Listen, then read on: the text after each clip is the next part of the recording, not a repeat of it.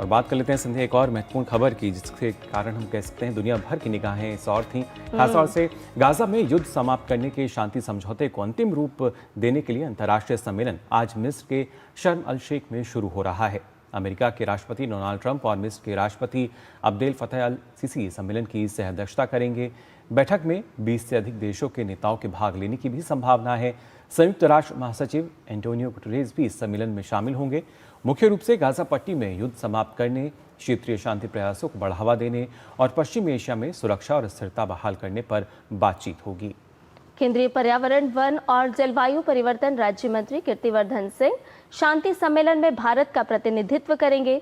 एक social media post में उन्होंने शांति सम्मेलन में प्रधानमंत्री नरेंद्र मोदी के विशेष प्रतिनिधि के रूप में काहिरा पहुंचने की जानकारी दी है। गुरुवार को प्रधानमंत्री नरेंद्र मोदी ने इजरायल और हमास के बीच शांति योजना के पहले चरण पर हुए समझौते का स्वागत किया था।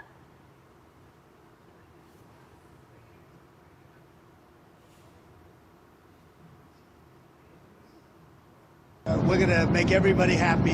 The one thing I can tell you is everybody is happy, whether it's Jewish or Muslim or the Arab countries. Every country is dancing in the streets, and it's a point in time I don't think you'd ever see it again.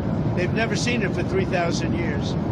If you like one group, you don't like the other group. And if you like the other group, you don't like the first group.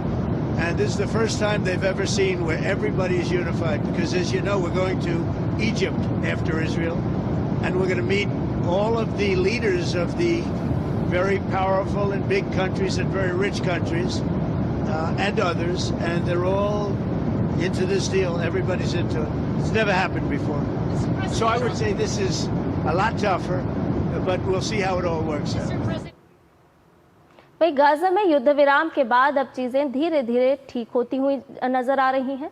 भारतीय समय अनुसार आज दोपहर बाद Israeli बंधकों और फिलिस्तीनी कैदियों की अदला बदली की जाएगी। इजरायल सरकार की प्रवक्ता शोश बदूरिसन ने कहा है कि गाजा में बंधकों की रिहाई आज से शुरू होगी। उन्होंने कहा कि सभी 20 जीवित बंधकों को एक साथ रेड क्रॉस को सौंपे जाने की उम्मीद है और इसके साथ ही इजरायल हमास की कैद में मारे गए 28 इजरायली बंधकों के शवों को भी वापस लाने के लिए तैयारी कर रहा है। वहीं इजरायली जेलों में बंद फिलिस्तीनी कैदियों को भी रिहा कर दिया जाएगा।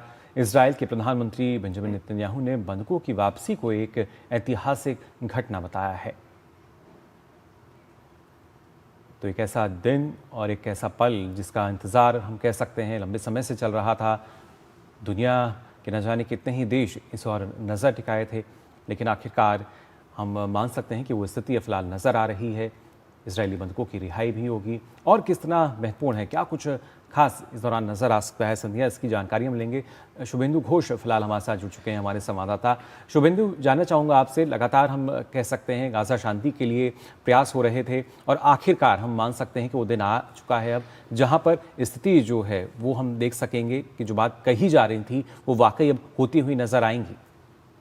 बिल्कुल मुकुल, ऐतिहासिक दिन है ये गाजा, पैलेस्टाइन, फिलिस्तीन और इजराइल के लिए एक मौका है शांति की तरफ, घाव भरने की तरफ पहला कदम उठाने के लिए। आज भारत के समय से देखें तो दोपहर 2:30 बजे से पहले जो प्रिजनर और हॉस्टेज एक्सचेंज है वो पूरा करना होगा।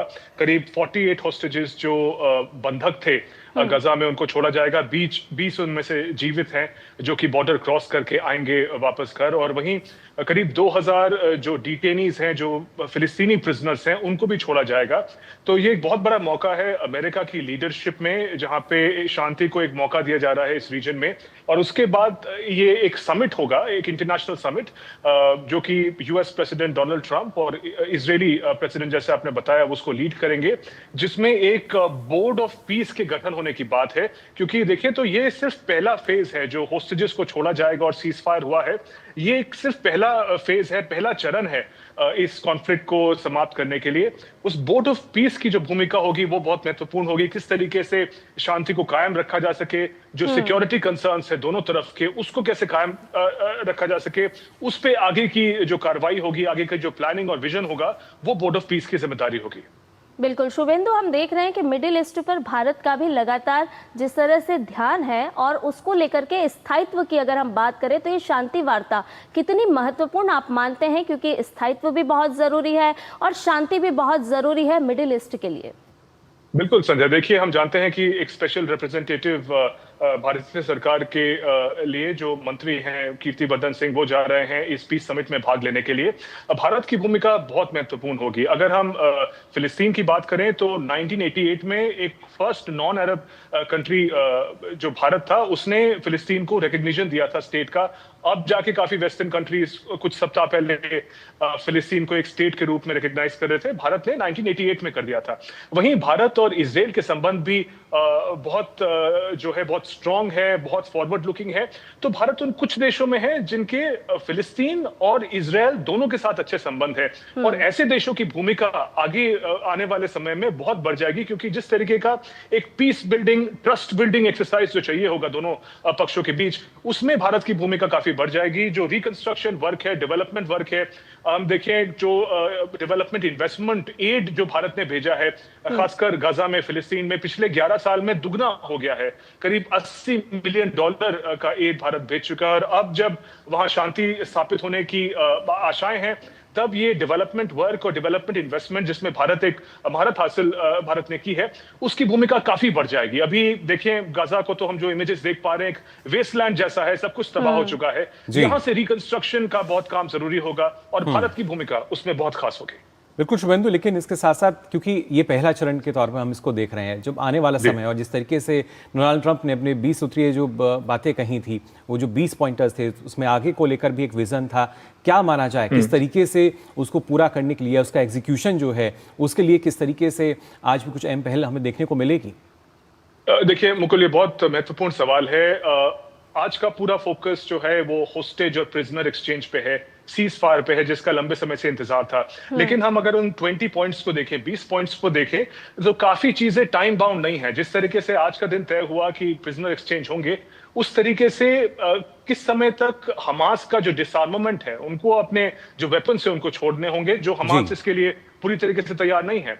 वहीं इजराइल पे भी ये दबाव है कि उसको पूरी तरीके से विड्रॉ करना होगा गाजा से। उसके अगर कुछ एनेक्स या ऑक्यूपाई करने की जो विजन है, उसको पीछे छोड़ना होगा, जिसके लिए इजराइल ने भी बड़ी सफाई से हाँ नहीं बोला है।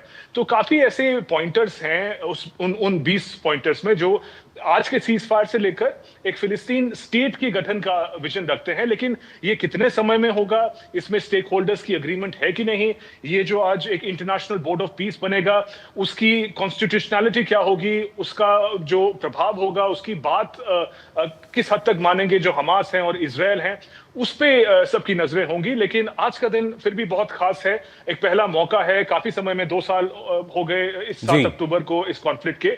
तो आज का तो फोकस होस्टेज रिलीज पे होगा और सीज फायर पे होगा, लेकिन आगे की कार्रवाई कैसे होती है, ये जो इंटरनेशनल समिट होगा शर्म अल शेख में, उस पे निर्धारित होगा।